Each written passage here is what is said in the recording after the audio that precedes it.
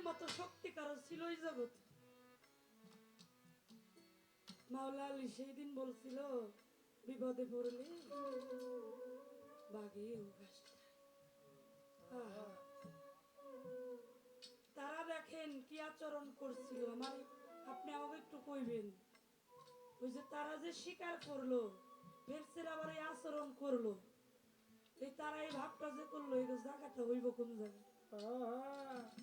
এদের জায়গাটা হবে কোথায়? এরা কারা? কেন করলো এরকম? আর এই যে সিনাই সিনাই বিলায়তটা আদান প্রদান হয়, যেটা সিনার এলেন, সিনাই সিনাই যদি আদান প্রদান হয়, সিনা বলতে তো আমরা এটাই বুঝি কাল নাকি? সিনা বলতে তো এটাই বোঝা যায়। এখন তাই যদি হয় একটু লক্ষ্য করে বুঝবেন, এই যে দয়ালের দরবারে যিনি মুর্শিদ দয়াল, ওনার সাথে যায় তো কতজনে আলিঙ্গন করে, বুক মিলাই মিলাই না? তাইলে সিনাই সিনাই যদি ভেদ পাওয়ার চলে যায়, তাহলে এই বেলায়তি পাওয়ারটা তো সবার কাছেই যাওয়ার কথা, তাই না? সবাই তো পাওয়ার কথা। তাহলে এই ভেদটা এই এই কি বিষয়বস্তু না আরো কিছু হাকিকত আছে? আছে। আমার হুজুরে পাক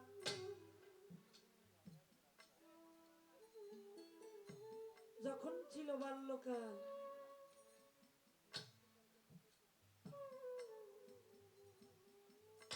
যখন নবী মুহাম্মদ বাল্যকালে, যখন আমার হুজুর শিশু মোহাম্মদ ছিল, জগৎ থেকে মায়ের গর্ভে থাকতেই তিনি বাবাকে হারাইছে। মায়ের গর্ভে থাকতেই তিনি বাবাকে হারাইছে। যখন ভূমিষ্ঠ হয়েছে 7-8 বৎসরের বালক, ওই সময় নবী তার মাকে হারায়। আমার হুজুরে পাক বলেছে, এ জগতে আমি যে এতিম হইলাম, আমার মতো এতিম যেন এই দুনিয়া থেকে হোক না হয়। বাজানরা, স্থূলের গুরু হইল মা বাবা। আমার রাসূল পাক বলেছেন, আমি 2টা কর্ম করতে পারি নাই, একটা হইল আমার বাবা মা, তাদের খেজমত। আমি এই 2টি জিনিস আমার উম্মতের জন্য আমি রেখে গেলাম। এই 2টা কর্ম যেন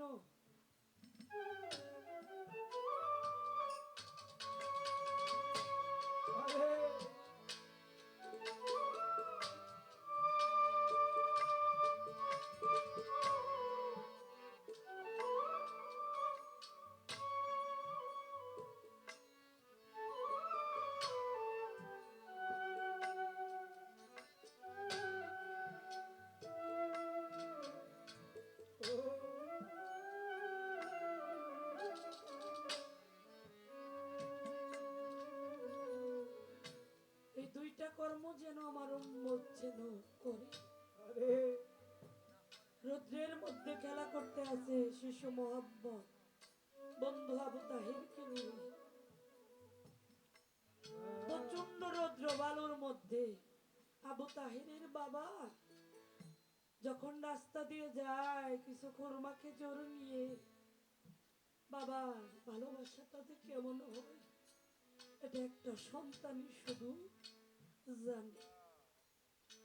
কাছে গিয়ে বুকে নিয়ে চুমুকে কিছু খুরমা খেজুর দিয়ে আলিঙ্গন করলো। শিশু মোহাম্মদ দূর থেকে তাকায় তাকায় দেখে, আর ভিতরে কেমন যেন একটা অনুভূতি হয়। চিন্তা করে, আমাকে তো আজ পর্যন্ত এইভাবে কেউ ভালোবাসে। চলে গেছে বন্ধুর কাছে, যায় বলতেছে, বন্ধু, যে লোকটা তোমাকে বুকে নিয়ে ভালোবাসলো, চুমা খাইলো, ওই লোকটা তোমার কি হয়? আবু তাহের বলে, ওই লোকটা আমার জন্মদাতা পিতা। দৌড়িয়ে চলে গেছে মায়ের কাছে, মামিনার কাছে গিয়ে বলতেছে, মা, আমি আজ পর্যন্ত আমার বাবার ভালোবাসাটা পাই নাই। আমার বন্ধু আবু তাহের, তার বাবা তাকে বুকে নিয়ে ভালোবাসলো, চুমু খাইলো। আমার যে আজকে বড় সাপ, আমি আমার বাবাকে একটা নজর দেখতে চাই। আমাকে কি বলতে পারো, আমার বাবা কোথায় আছে? মামিনা বলে, চিন্তা করে যে আখেরি জামানার পয়গম্বর, উম্মতের কান্ডারি দিশারি, তার সাথে তো আর ছলনার আশ্রয় নেওয়া যাবে না। বলে, তুমি তোমার বাবাকে দেখতে চাও, তাহলে আমার সাথে চলো। যেই দেশে বাণিজ্য করার জন্য গিয়েছিল শাম শহরে, দূর থেকে তাকিয়ে দেয়, বলে, ওই যে তোমার বাবা চিরনিদ্রার ঘুমে ঘুমিয়েছে, যেই দেশ থেকে কখনো কোনো মানুষ ফিরে আসে। দৌড়িয়ে চলে বাবার কবরের উপরে পড়ে গেছে। বাবার কবরের মাটি বুকেতে মাখে পাগল হয়ে গেছে। আল্লাহর আরশ পর্যন্ত কেঁপে উঠেছে। আমার আল্লাহ কয়, হে জিব্রাইল, তুমি চলে যাও। আমার বন্ধু যদি আর একটা ডাক যদি আমাকে দেয়, আমি যে আর সহ্য করতে পারবো না।